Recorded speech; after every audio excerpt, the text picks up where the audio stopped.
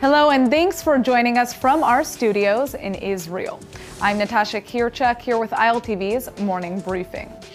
Israel is believed to have just carried out massive airstrikes in Syria. Arab media is reporting that Israeli jets have been spotted launching missiles at an Iranian military base near Al-Kiswa, allegedly destroying an arms depot. Israel, as a rule, doesn't comment on military activity like this, but Prime Minister Netanyahu has just issued a warning directly to Iran, unofficially confirming that Israel was behind the attack. "We will not allow a regime hellbent on the annihilation of the Jewish state to entrench itself militarily in Syria." That's a promise from Netanyahu. The casualty toll is still unclear at the moment, though Arab sources say 12 Iranian militants have been killed in the blast.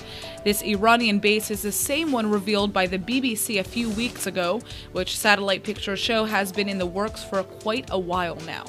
Israel believes the base is intended as a permanent foothold for Iran in the region, and clearly the army is taking all precautionary measures to make sure that doesn't happen.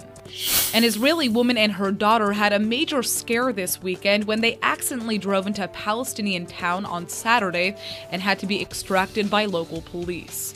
The two are residents of Jerusalem and somehow made their way into the village of Elizaria, which is just east of the capital.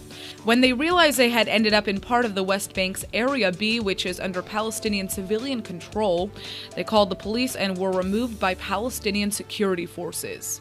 It's unclear if the two women strayed because of their GPS, but in the past, the app Waze has been responsible for inadvertently leading Israeli soldiers into Palestinian danger zones. Back in March of 2016, a battle broke out in the Kalandia Palestinian refugee camp when two armed soldiers accidentally drove their military vehicle into a route in the area that they thought was within the Israeli border.